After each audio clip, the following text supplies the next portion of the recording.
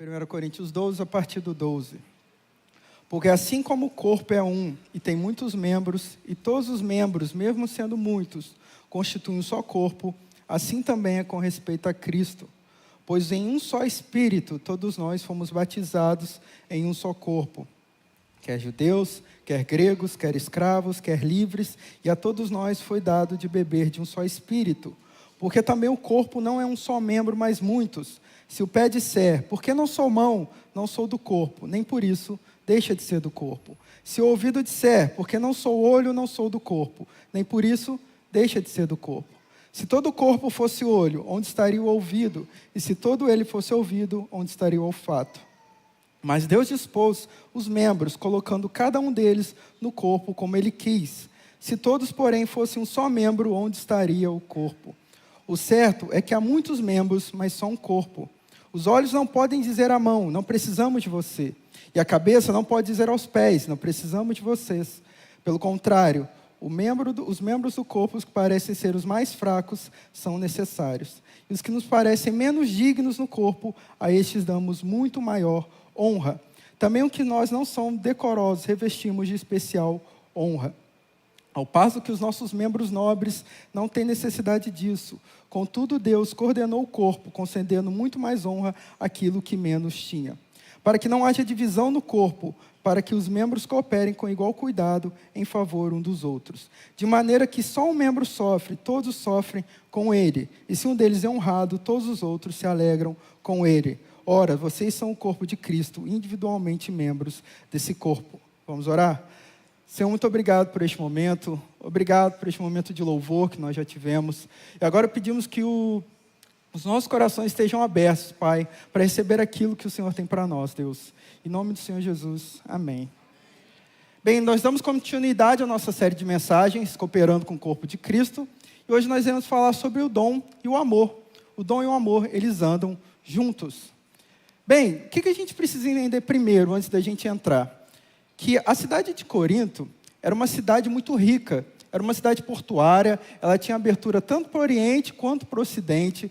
Então ali tinham pessoas de várias culturas diferentes, pessoas de várias religiões diferentes. Era uma cidade extremamente interessante e multicultural naquele meio. Um historiador chamado Jerome O'Connor, que ele é especialista tanto em Corinto quanto em Paulo, ele dizia que Corinto era um centro urbano vibrante, marcado pela diversidade cultural e pela busca incessante por status social. Então, era uma cidade que não bastava você ser, você tinha que parecer ser. Não bastava você ter dinheiro, você tinha que demonstrar esse seu dinheiro, esse seu poder, essa sua influência. E isso é um grande problema, porque isso gerava uma grande comparação dentro da sociedade. Então, eu olhava aquela pessoa, peraí, ela tem mais dinheiro que eu? Não, eu vou mostrar que eu tenho mais dinheiro que ela. E quando você começa a comparar demais, é aí que começam a haver as divisões. E é isso que ocorreu dentro da igreja de Corinto. A igreja de Corinto pegou uma característica da sociedade e levou para dentro da igreja. Então, eles começaram a se dividir ali dentro. E Paulo, lá no começo da carta, ele fala, olha só, uns estão falando que são de Paulo, ou estão falando que são de Apolo, ou estão falando que são de Cefas, e outros estão falando que são de Cristo. E ele fala que essas pessoas então estavam pegando essa característica e dizendo, olha só, eu sou de Paulo, então eu sou mais importante. Não, eu sou de Apolo, eu sou muito mais importante. Os historiadores dizem que o pior grupo dentro daquela igreja provavelmente era o grupo que falava que era de Cristo. Porque eles falavam, olha só, eu sou do próprio Cristo. Nenhum homem aqui é importante. Jesus se revela diretamente para mim. Então eles não estavam falando, olha, eu amo o Senhor. Não, o Senhor é, para mim, o único, que vocês não importam. Vocês são os menores do grupo. Então, essa igreja começa, então, a levantar essas identidades teológicas como uma bandeira de vaidade. Ele fala, não, o meu grupo é melhor, a minha tribo é melhor, e vocês não são nada. E se você continua lendo a carta de Corinto, você vê que lá eles desprezavam os irmãos na mesa. Eles ficavam usando os dons como vitrine, se exibindo o tempo todo, discutindo quem era melhor. Então, aquela igreja estava totalmente fragmentada. E o problema ali nunca foi dons. Paulo, no começo, ele fala, eu sei que vocês são cheios de dons. Eles tinham dons. O problema ali sempre foi comunhão e amor. Aquela igreja não conseguia ficar junta o tempo todo. Então, Paulo vem de forma muito inteligente e fala sobre o corpo. E quando Paulo faz isso, ele não está fazendo à toa. Ele sabia que aquela igreja conhecia a filosofia que era pregada na cultura. E o que os filósofos falavam? Que o corpo, ele era um exemplo do que a sociedade representava. Ou seja, a cabeça do corpo estava aqui os políticos, os líderes, as pessoas que governavam. Eles eram os mais importantes. No coração, aqui estavam os sábios, os nobres, aquelas pessoas que tinham uma certa inteligência. E os pés e as mãos eram os pobres, os servos, aqueles menores dentro da sociedade. E eles falavam assim, olha só, você nasceu pobre, servo, sinto muito. Esse é o seu lugar. E você é menos importante do que aquele que é a cabeça. Então eles mostravam, olha só, a sociedade é assim, não há nada o que fazer. Mas Paulo vem e ele inverte essa ideia. Ele vem e ele remete aquilo a Cristo e fala, olha só, enquanto a sociedade fala que existem menos importantes, Cristo mostra que todos são importantes. Independente da sua posição no corpo, independente de quem você é e como você trabalha, você é importante. Então, Paulo vem trocando, e ele vem trazendo uma nova ideia dentro dessa sociedade. E olha como Paulo era inteligente. Ele não estava mexendo com algo que eles não conheciam. Ele foi direto no cerne, algo que era comum para eles entenderem o que ele estava trazendo naquele momento. Então, quando Paulo vem e faz isso, ele traz uma ideia que desafia a lógica, que desafia a cultura, e vem transformando e mostrando, olha só, não é baseado em hierarquia, é baseado em interdependência. O corpo, cada um depende do outro. Ninguém está ali sozinho. Todos têm a sua importância dentro do corpo. E o mais interessante é que se a gente trouxer isso para hoje, ainda funciona exatamente da mesma forma.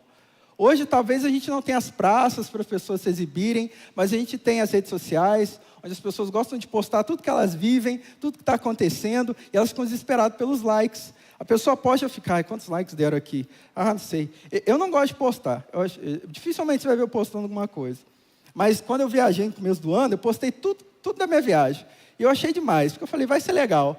Mas eu ficava, será que os irmãos estão curtindo lá? Não, vou tirar esse daqui que não ficou legal. Eu acho que ninguém estava nem aí. Para falar que não tinha ninguém nem aí, eu acho que a Kathleen, do pastor Lucas, ela curtiu. Ela, obrigado pela viagem. Mas a maioria das pessoas não está nem aí, não liga. E a gente acha que é importante, que é legal. Não, todo mundo... E isso acaba inflando o nosso ego, se a gente tem muitos seguidores, se todo mundo está vendo o que eu estou fazendo. E é exatamente o que estava acontecendo em Corinto. Exatamente a mesma coisa. Então, algo que era de muito tempo atrás, ainda reflete os nossos dias de hoje. Então, a gente precisa usar essa mesma lente e ver essa ideia de que não interessa como o mundo me vê, interessa como Cristo me vê e como eu trabalho para Ele. A visibilidade não quer dizer que eu sou mais importante do que o meu irmão. A visibilidade só mostra que eu estou à frente de um trabalho. E é isso. Não quer dizer nada além disso. Então, a gente não pode deixar que o nosso dom vire algo para a gente se exibir, mostrar que é melhor, mostrar que eu sou mais importante do que o meu irmão. É não trazer essa lógica para dentro do reino, porque não é assim que o reino de Deus funciona. Então, a gente é confrontado aqui com essa ideia de, ok, se a performance não é mais importante, o que realmente importa? O que realmente importa é a essência. O que realmente importa é como o nosso coração está com Cristo. É como nós vemos essa vitalidade no Senhor. Porque hoje as pessoas olham esses pastores que têm milhões de seguidores na internet e pensam, não, aquele ali é aquele que eu vou seguir. Meu irmão, entenda uma coisa, esse pastor, e desculpa a palavra, ele não está nem aí para você. Ele não te conhece, ele não sabe quem você é, ele não sabe o seu nome, e o que ele está pregando ali é para milhões e milhões de pessoas. Então, quando você estiver num momento de dificuldade, não adianta mandar um direct para ele. Não adianta você tentar ligar para ele. Ele não vai te atender. Quem vai te atender é o pastor Douglas. Pode ligar para ele de madrugada. Pastor Jonas está à disposição. Por quê? Pastor Rodrigo aqui, ó. Porque são eles que estão próximos de você. Eles são os seus pastores. E não aqueles que estão... Ah, mas eu gosto tanto de seguir o pastor tal. Ele fala tanto na minha vida, ele me edifica tanto. Glória a Deus por isso. Mas no momento da dificuldade, não é ele que vai estar com você. São as pessoas de verdade, aquelas que estão próximas. Então, a gente tem que parar de olhar quem está se destacando e achar que ele é o crente, ele é o certo. Ok, mas o que importa de verdade são aqueles que estão próximos, e aqueles são os verdadeiros. Então, Paulo nos chama a viver de um outro modo. Um modo onde nós vamos unir a diversidade com as nossas diferenças, com tudo aquilo que pode parecer que iria nos separar. E aqui eu quero trazer para os irmãos 3 lições muito importantes de como a gente pode aprender a viver em amor, em união, a viver o nosso dom da forma correta. A nossa primeira lição é entender que a unidade ela é mais profunda do que a diversidade. Meus irmãos, olhe bem para a igreja. Nós temos pobres, ricos, feios, bonitos não, bonitos, não tão bonitos, pessoas diferentes umas das outras, pessoas que trabalham em tais lugares, pessoas que trabalham em outras. Tinha tudo para dar errado aqui, porque é todo mundo muito diferente. Só que por Cristo nós estamos unidos. O Espírito Santo mantém essa união em nós. Então, quando Paulo começa falando, ele já fala o seguinte, que a igreja, ela é como um corpo. E ela não fala que o corpo é como a igreja como o corpo é o corpo de Cristo. E ela fala a igreja como se fosse o próprio Cristo. Nós representamos Cristo aqui na terra. É o que nós falamos como se fosse a união mística entre Cristo e os cristãos, como se nós fomos uma coisa só. Então, quando o mundo olha para nós, eles veem Cristo. Cristo é a cabeça, Cristo é aquele que leva a igreja. E nós fazemos parte desse corpo. Então, significa que nós não somos só um ajuntamento de pessoas. Não é só a galera que achou legal vir aqui na IPA e está vindo aqui sempre, está participando, não. Nós fazemos parte de algo maior do que nós mesmos. As pessoas gostam de falar porque a igreja é um hospital, onde as pessoas vêm e são curadas. Sim, mas aqui é um hospital que você fica. Essa é a diferença. No hospital você é curado e sai. Aqui não, você é curado e fica. Você faz parte. Você não está aqui de passagem, a menos que o Senhor te envie para outro lugar. Mas você está aqui enquanto o Senhor quiser que você esteja aqui. E glória a Deus por isso. E quando Paulo fala sobre o Espírito que nos batiza, assim como aconteceu aqui hoje, agora essa criança faz parte do corpo de Cristo, ela foi enxertada no corpo de Cristo. Assim como todos nós que já foram batizados, que estão com o Senhor, já foram feitos como um só. E esse vem o grande ponto. O Senhor pega então as nossas diferenças, todos os nossos pontos ali que a gente acha que não vai dar certo, Ele faz aquilo ser redimido nele, Ele integra as pessoas.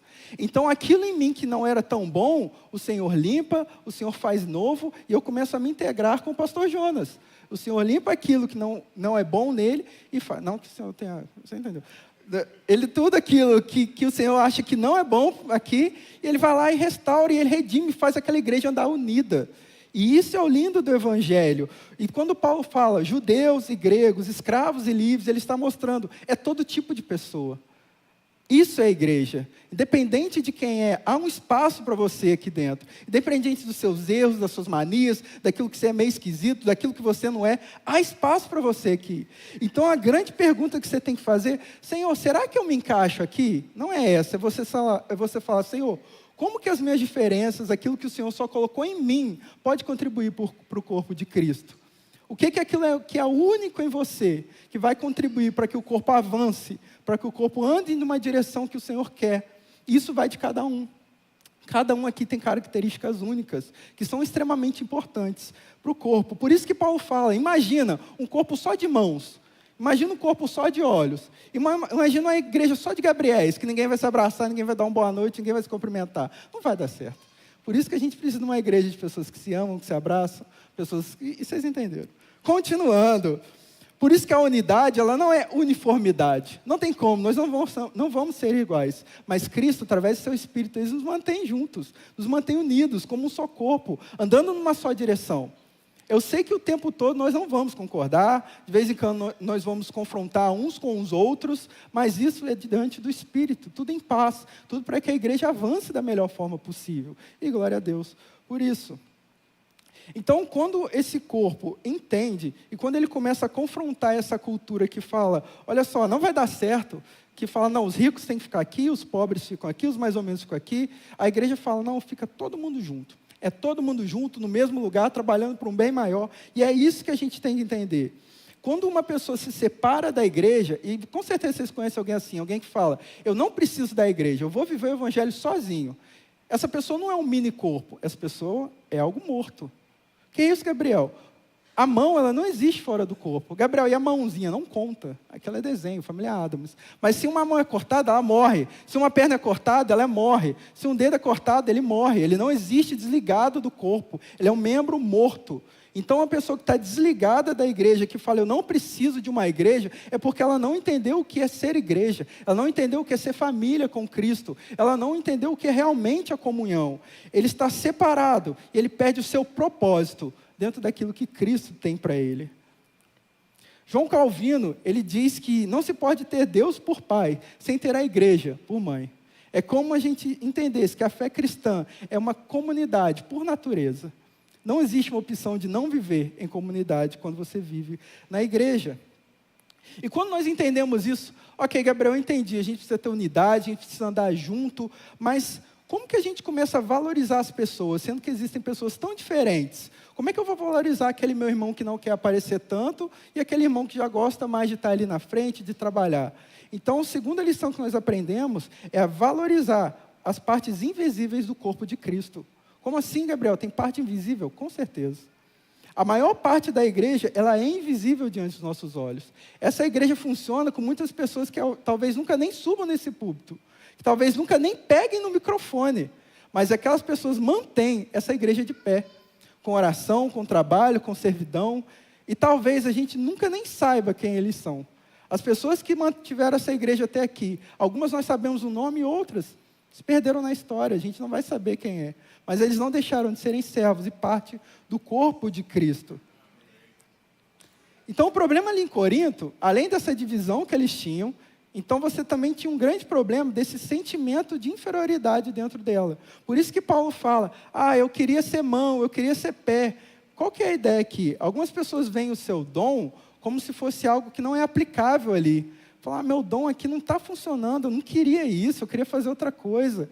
Só que, irmão, Paulo deixa claro que cada um trabalha onde Deus colocou. Se Deus decidiu que você deveria estar ali, é ali que você deveria estar. Só se você estiver aonde você não deveria. E às vezes as coisas não estão funcionando porque você está insistindo num dom que você não tem. Todo mundo sabe que se você não sabe se você saber agora, que o meu sonho era cantar. Eu queria muito cantar, eu queria estar no louvor, eu queria estar aqui com todo mundo, só que o Senhor não me agraciou com esse dom. E eu aceitei, não estou forçando, não estou fazendo os ouvidos de ninguém doer, porque eu entendi, o Senhor não me chamou para isso, e eu não vou insistir nisso. E eu cantava no grupo dos adolescentes. Aí me mandaram para a bateria depois eu entendi, depois de um tempo eu entendi o porquê. Mas não é para isso que o Senhor me chamou. E eu entendi, e ótimo. E eu fui buscar outros caminhos. Então, às vezes, o seu dom não está te incomodando, falando, não é aqui, não é aqui. Pode ser o Senhor te guiando para um novo lugar, para um novo dom, para um novo momento. E a gente tem o segundo tipo de pessoa, aquela que estava extremamente arrogante com o seu dom. Olha como eu sou bom, olha como eu faço bem, olha como eu exibo bem o meu dom. E isso são extremos extremamente perigosos. São coisas muito perigosas dentro da igreja. Porque de um lado você tem pessoas que se inferiorizam e outras pessoas que se exaltam. E o evangelho não é sobre isso. É sobre cada um entender exatamente onde é o seu lugar. Então, quando o mundo chama algumas pessoas de frágeis, fala, ele é tão pequeno e sem importância, Paulo vem e fala, você tem importância. Cristo se importa com você. Não interessa a sua posição, o que você faz, você é necessário no trabalho de Deus. Então, é reconhecer que não interessa o quão insignificante, e entenda muito bem quando eu coloco em aspas, quão insignificante é para o mundo o seu trabalho, para Cristo ele é importante. Para o Senhor é importante, para o funcionamento da igreja é importante. Agostinho, ele diz que, assim como há membros ocultos sem os quais a vida não se sustenta, também na igreja os humildes sustentam o todo. Ou seja, os nossos órgãos mais importantes, eles não estão à vista. Por isso eles são chamados vitais. Se você perde seu pulmão, se você perder seu coração, já era. Se você perde o seu coração, acabou. Seu coração é ferido, meu irmão, não tem como continuar. Os mais importantes não estão à mostra, eles estão escondidos. E muitas vezes assim é com a igreja de Cristo. Aqueles irmãos que sustentam nós em oração, com doação, aqueles irmãos que são generosos, às vezes nunca vão aparecer. Mas mesmo assim, eles são a base de toda a igreja, eles que mantêm todo esse trabalho de pé. Então, isso nos reeduca a olhar o corpo de Cristo. Um corpo onde cada mínimo detalhe dele é extremamente importante. E entendemos que ele não se mede por visibilidade, não é o que você está vendo, mas sim por uma ligação vital a Cristo. Então, não interessa se eu estou aqui em cima, se meu coração não está em Cristo, a pessoa que está e que não aparece aqui é muito mais importante em Cristo do que eu sou. Eu preciso me dedicar e entender que o meu relacionamento com o Pai é o que realmente importa. E quando eu entendo isso, é nesse momento que eu me torno vital para a minha igreja, que é isso que Deus tem nos chamado. Só que a sociedade, o que ela está falando lá fora? Enquanto a gente luta para ter unidade, enquanto a gente luta para ficar junto, para ser importante, a sociedade fala, olha só, você tem que ser independente. Você tem que lutar por viver sozinho, você não tem que depender de ninguém, você tem que ser, minhas regras, eu faço o que eu quero, do jeito que eu quero, mas só que não é sobre isso. É sobre viver em interdependência total com os meus irmãos. É saber que eu vou estar lá para quando aquele irmão precisar. É aquela pergunta profunda que diz, Senhor, como que eu posso ser útil no teu reino? E não interessa onde eu estiver, eu serei aquilo que o Senhor quer que eu seja. E quando nós entendemos isso, nós vamos para o nosso terceiro ponto.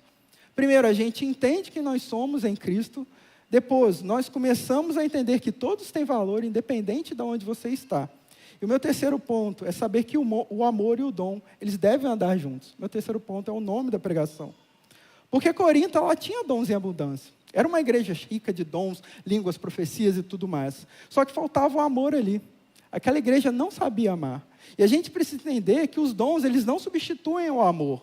Da mesma forma que o amor, ele não anula os dons. Os dois devem andar juntos, em comunhão, de mãos dadas, o tempo todo. Se a gente continuar lendo o livro de Coríntios, no capítulo 13, Paulo já fala, ainda que eu falasse a língua dos homens, a língua dos anjos, se eu não tivesse amor, eu faria apenas barulho, na versão do Gabriel. E o que ele fala? Que não adianta, aquilo ali que eu estou fazendo não tem significado nenhum, se eu não faço por amor ao meu irmão. Então, para que não haja divisão nesse corpo de Cristo, Paulo fala isso no capítulo 25, os membros, eles precisam ter um igual cuidado um para com os outros. E aqui é toda a chave. Se você não entendeu nada até agora, entende só isso daqui. Igual cuidado significa que eu vou cuidar do meu irmão da mesma forma, independente de quem ele seja. Se eu estou cuidando do senhor Rogério, se estou cuidando do Davi, vai ser o mesmo cuidado. Lógico, dentro das necessidades dele. Mas eu não vou desfazer dele por quem ele é, ou porque ele acredita sim, ele precisa acreditar uma coisa que eu. Pelo que ele acredita, pelas coisas que ele está fazendo, mas ele é o meu irmão na fé. Eu vou me dedicar totalmente por ele. Eu vou mover todos os meus recursos, as minhas orações, o meu tempo para eles. Porque eles são meus irmãos, então o cuidado que eu tenho com ele é o cuidado que eu vou ter com qualquer irmão dentro dessa igreja. Porque isso é o igual cuidado que Paulo fala. É não desprezar o meu irmão, mas ele não tem tanto dinheiro quanto eu não vou ajudar não, ele não precisa. Não é isso, é um igual cuidado. É cuidar dos membros dessa casa, independente de quem eles sejam, sem favoritismo, sem distinção. É amar cada um com aquilo que Deus colocou. E quando Paulo continua falando, ele diz o seguinte, se um membro sofre, todos sofrem com ele. E se ele é honrado, todos se alegram com ele. E aqui vem um dos pontos cruciais para essa pregação. Quantas vezes nós temos realmente sofrido com os que sofrem? E sofrer com é estar junto, no momento de dificuldade. É quando o seu irmão está chorando, você está lá, consolando. É quando o seu irmão está com problema, você está lá do lado. Irmão, no que eu posso te ajudar? Dentro das suas necessidades, como que eu posso ser bom para você? E da mesma forma, quando eu falo sofrer, e a mesma forma é honrar com, é você estar junto, honrando e sem inveja. Que esse é o ponto crucial. Se o meu irmão está conquistando e ele está vencendo, eu estou batendo palmas falando parabéns, meu irmão, glória a Deus pela sua vitória. Independente de qual foi a vitória do meu irmão. Só que o problema é que alguns estão fazendo, poxa Deus, por que o Senhor já deu a vitória para ele e para mim nada? Por que o Senhor está dando tanta conquista para ele e para mim nada? Está gerando inveja em vez de gerar honra e glória. Isso está totalmente errado. Irmão, olhe para a vida do seu irmão e agradeça pela vida dele. O que ele tem conquistado, o que Deus tem dado para ele, independente do que seja. É a honra que a gente fala tanto aqui na igreja. Honrar aqueles que merecem honra. Estar junto nos momentos de alegria. Isso é ser igreja, isso é estar junto com o seu irmão. Não essa rivalidade de crescer melhor, de ganhar mais, de viver mais do que o meu irmão.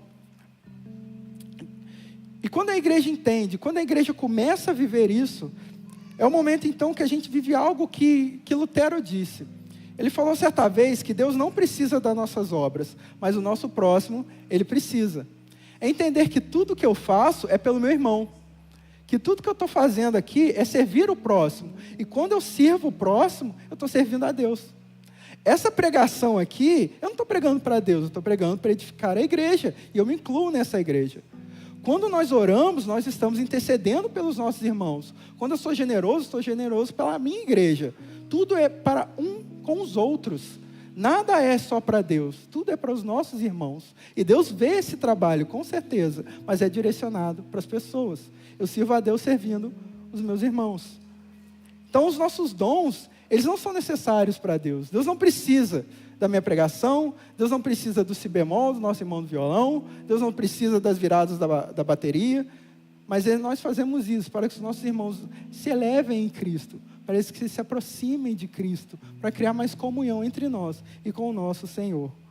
Se temos dom sem amor, nós servimos simplesmente só para sermos vistos. Isso adoece o corpo de Cristo. Isso deixa o corpo de Cristo fraco, porque são pessoas que estão lá simplesmente pelo ego. Simplesmente para crescer, falar, olha como eu sou bom, olha o que eu faço.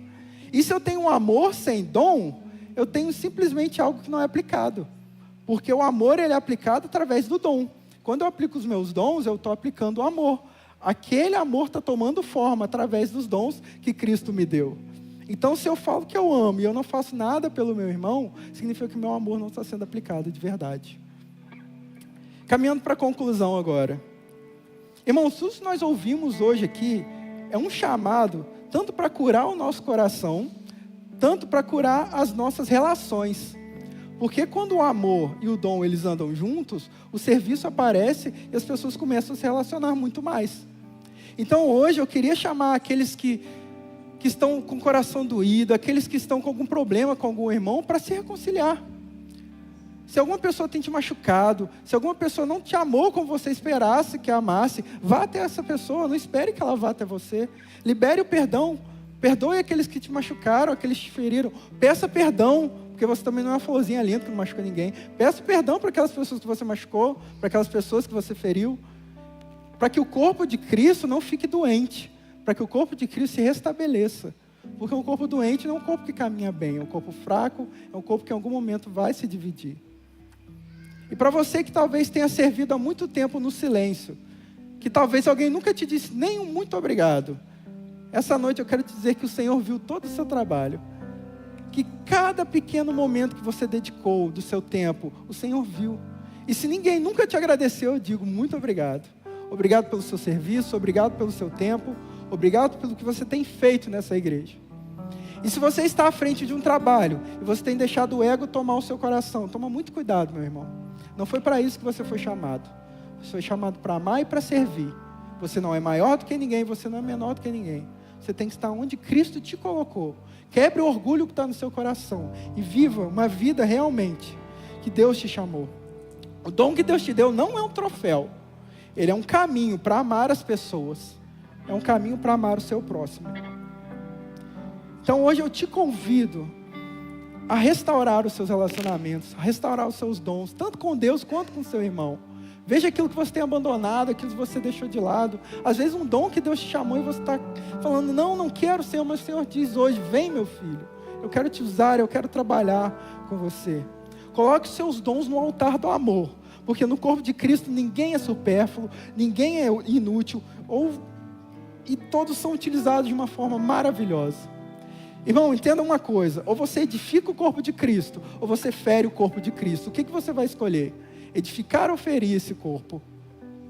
E para encerrar, queria encerrar com uma frase muito boa do pastor Paul Washer. Ele diz o seguinte: você é mordomo de cada momento, de cada talento, de cada dom, de cada recurso que Deus lhe confiou. Escolha sabiamente o que você fará hoje com isso que Deus tem colocado nas suas mãos. Meu irmão, é hoje, não é amanhã. O dia de colocar amor e os dons para servir é hoje. No último dia, quando estivermos diante de Cristo, Ele não vai te perguntar quantos dons você teve, o quanto você brilhou. Ele vai te perguntar o quanto você amou as pessoas, o quanto você serviu o seu irmão e a Cristo, o quanto você se dedicou para o próximo. É sobre isso que é o Evangelho. Que o Senhor nos faça uma igreja em unidade, uma igreja que entende que o amor e o dom são extremamente necessários, que eles não podem andar sozinhos. Se você não achou o seu dom, busque. Se você não encontrou o amor, ame pessoas. Ame aquilo que Cristo tem colocado nas suas mãos, para que o mundo veja Cristo em nós e Deus ser glorificado.